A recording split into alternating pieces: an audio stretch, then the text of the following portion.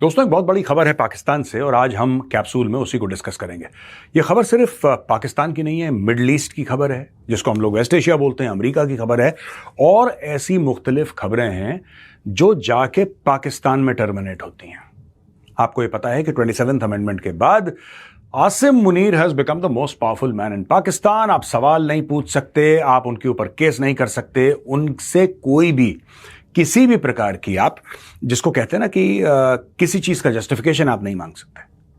वो आदमी Teflon coated हो चुका है और ऐसा ही आदमी हर समय अमेरिका को पाकिस्तान में चाहिए। पाकिस्तान एक ऐसी कंट्री जो कि कभी इसराइल को जिसने रिकॉग्नाइज नहीं किया, जिसने हमेशा अपनी पूरी अगर पॉलिटिकल हिस्ट्री देखिए, इंटरनेशनल हिस्ट्री देखिए, तो पाकिस्तान ने हमेशा इसराइल की मुखालफत करी है। वो पाकिस्तान अब टेक्निकली इसराइल की मदद करने वाला है।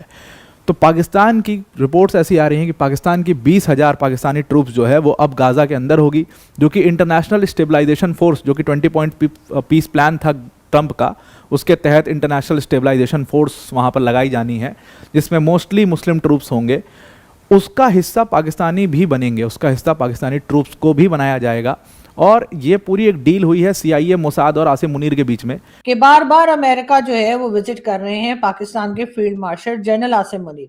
कई तरफ से आवाजें उठ रही हैं, कई तरफ से पूछा जा रहा है कि आखिर ऐसा क्या चल रहा है जो बार बार अमेरिका का विजिट हो रहा है, या अमेरिका पाकिस्तान पर इस वक्त इतना मेहरबान क्यों दिखाई दे रहा है। कहा तो ये जा रहा है कि पाकिस्तान ने जो है कई दूसरी कंट्रीज के साथ जो है वो अपने ट्रूप्स जो है वो गजा भेजने हैं, जहां पर कहा जा रहा है कि जंग बंद करवाई जा रही है और हमास और इस तरह के जो लोग हैं उनसे हथियार डलवाए जाएंगे या उनसे हथियार लिए जाएंगे और इस तरह से उस जंग को या उस लड़ाई को रोकने की कोशिश की जाएगी।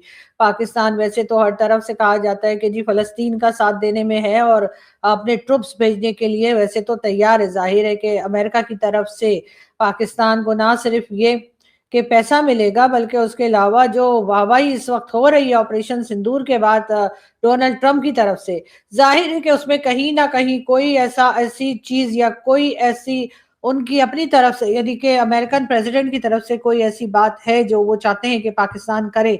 और इसीलिए पाकिस्तान की और पाकिस्तान के लोगों की, पाकिस्तान की गवर्नमेंट की और मिलिट्री एस्टेब्लिशमेंट की बार बार तारीफें की जा रही हैं। खबर कहां से चली, ये जनाब स्टोरी आती है, रॉयटर्स ये स्टोरी करता है। रॉयटर्स कहता है कि पाकिस्तान का सबसे ज्यादा ताकतवर तरीन आर्मी चीफ, अफवाज का चीफ, कई दहाइयों में जो इतना नहीं हुआ, उसको सबसे बड़ी मुश्किल का सामना है इस वक्त, क्योंकि उसने जो ताकत के ऊपर अब जितनी ज्यादा ताकत जमा कर ली है, अब वॉशिंगटन उसको पुश कर रहा है कि इस्लामाबाद गजा स्टेबलाइजेशन फोर्स के अंदर जो है वो अपनी अफवाज को भेजे। इसके ऊपर मेरे पास जो है वो अंदर की बातें सारी की सारी जो पहुंची हुई हैं वो मैं आपको बताना चाहूंगा, लेकिन इससे पहले कि हम इसके ऊपर बात करें, रॉयटर्स की स्टोरी के ऊपर रिएक्शन ये है कि जनाब ये सच नहीं है। लेकिन मेरे पास जो कंफर्म 100% मैंने वेरीफाई किए इतलात वो ये है कि ये 100% सच्ची बात है। वॉशिंगटन DC की तरफ से शदीद तरीन प्रेशर आसिम मुनीर को दिया जा रहा है कि जनाब अगर तो आप गजा स्टेबलाइजेशन फोर्स नहीं भेजते, 2 ब्रिगेड एयरमार्क हुए हैं, उसकी तफसीलात मैं आपको बताता हूं। मसला क्या अंदर खाते ये भी मैं आपको बताता हूं, छोटी मोटी कहानी नहीं है। इनके पेट के अंदर दर्द जो हो रहा है, जो इन्होंने जाके फॉरेन ऑफिस से डिनाई करवाई है स्टोरी और कह रहे हैं नहीं ये झूठ बोला जा रहा है, ये झूठ नहीं बोला जा रहा मेरी जान। अंदर खाते क्या चल रहा है तमाम बातचीत आपको मैं बताता हूं, लेकिन ये खबर 100% सच है कि आसिम मुनीर के ऊपर प्रेशर दिया जा रहा है और आसिम मुनीर जो है उसको अपनी जो नंगा बादशाह जो है उसको अपनी नंगी बादशाहत बचाने के लिए वॉशिंगटन की सपोर्ट चाहिए, क्योंकि अवाम की सपोर्ट तो उसके पास सिरे से है ही नहीं और उसके लिए वो सब कुछ बेचने के लिए तैयार है, पाकिस्तान की असास भी बेचने के लिए तैयार है। इससे पहले जो वीलॉग है देख लीजिए, हामिद मीर साहब क्लीन चिट देने की कोशिश कर रहे हैं कश्मीर के मामले के ऊपर, यजीद वक्त को गलत देने की कोशिश कर रहे हैं। यजीद वक्त मुकम्मल तौर के ऊपर शामिल था कश्मीर का सौदा करने के अंदर, सिर्फ बाजवा अकेला नहीं था, कियानी दौर से, जनरल मुशर्रफ दौर से, कियानी दौर से, राहील शरीफ से लेके, बाजवा से लेके आसिम मुनीर तक, सब के सब ये जर्नैल शामिल थे कश्मीर का सौदा करने पे। एक बार फिर गजा में जो है वो ट्रूप्स भेजने की बात की जा रही है, गजा में जाने की बात की जा रही है और पाकिस्तान काफी हद तक तैयार है।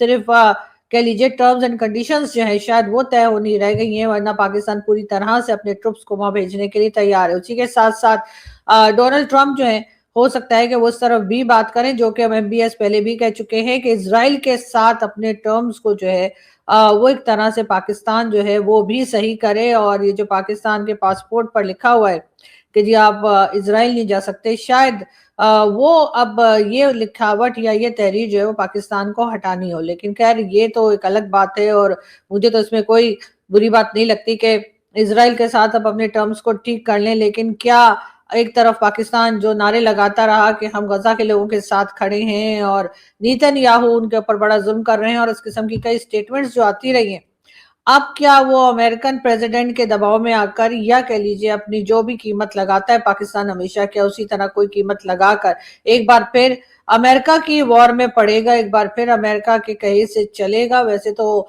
हमें कोई खास हमदर्दी जो है वो गजा के लोगों से वैसे भी शायद नहीं है या फलस्तीन के लोगों से नहीं है, वरना शायद जॉर्डन में जो कुछ पाकिस्तानियों ने किया, जॉर्डन में जो ज़िया-उल-हक के जमाने में जिस तरह से लोगों को मारा गया, शायद उसका हिस्सा ना बने होते। लेकिन जाहिर है इस वक्त फिर एक बार सबकी नजरें जो है वो डोनाल्ड ट्रंप और field marshal general Asim Munir की मुलाकात पर है और यही सोचा जा रहा है कि आखिर आगे क्या होने वाला है। और कश्मीर में भी अभी भी चूरन बेच रहे हैं और आसिम मुनीर साहब ने तो मुल्ला मिलिट्री अलायंस खड़ा करके दोबारा से कश्मीर के ऊपर जो है चूरन बेचना शुरू कर दिया है और कह रहे हैं कि हिंदुस्तान पे हम गजवाए पिंड करेंगे जाके, गजवाए हिंद करेंगे जाके आपके ऊपर। हामिद मीर साहब और बाकी जो लोग यहाँ पे बैठे हुए हैं, जो पिछले वीलॉग के अंदर मैंने बात की, यही बात की है ना, यही तो ये लोग काम करना चाह रहे हैं, यही तो ये लोग बात करना चाह रहे हैं, यही तो वो आपको बात पहुंचा रहे हैं और यह बात वो कह रहे हैं कि जनाब हम दोबारा से कश्मीर आजाद करा लेंगे ताकि फलस्तीन से आपकी जरा तवज्जो हटे। लेकिन उसके बावजूद 75 साल से जितने भी मुल्ला क्रैसी बैठी हुई थी इस्लामाबाद के अंदर, वो कहते हैं कि भाई हमारा जो एक नैरेटिव हमने बयानिया बेचा है, जो हमने मजहब को बेचा है, वो हमने इस बुनियाद पे बेचा है कि कश्मीर हम आजाद करवाएंगे, लेकिन कश्मीर से बड़ा हमने जो पूरी दुनिया के अंदर अपने आप को इस्लाम का किला बेचा है, वो फलस्तीन को सपोर्ट करके बेचा है, बैतुल मुकद्दस के नाम के ऊपर बेचा है। और अब अगर हमारी फौजें गजा में स्टेबलाइजेशन फोर्स के नाम के ऊपर इसराइली फौज को सपोर्ट में जाएंगी और ये बाकायदा तौर के ऊपर इसराइल का जो डिफेंस फोर्सेस है उसकी सपोर्ट के अंदर लॉन्च होना है पाकिस्तान की फौज ने गजा स्टेबलाइजेशन फौज में। और इनको इसके ऊपर मामला जो है अभी भी बातचीत, तो कहते हैं कि कोई बात नहीं, जाते हैं जाएं, गालियां पड़ेंगी हम खा लेंगे। पाकिस्तान की गवर्नमेंट को इस वक्त मुश्किल देखने को मिल रही है, उसमें ही ऐसा लगता है कि अब ये गजा वगैरह के लिए जो बात की जा रही है उसमें फैसला लेते हुए इनको मुश्किल आ रही है, क्योंकि पब्लिक जो है अब वो बात कर रही है। लेकिन अगर हम ये कहें कि इनका फैसला तो इन्हीं का होगा और जाहिर है पब्लिक उनको कैसे रोक पाएगी, लेकिन हाँ इनको मुश्किल जरूर आ रही है।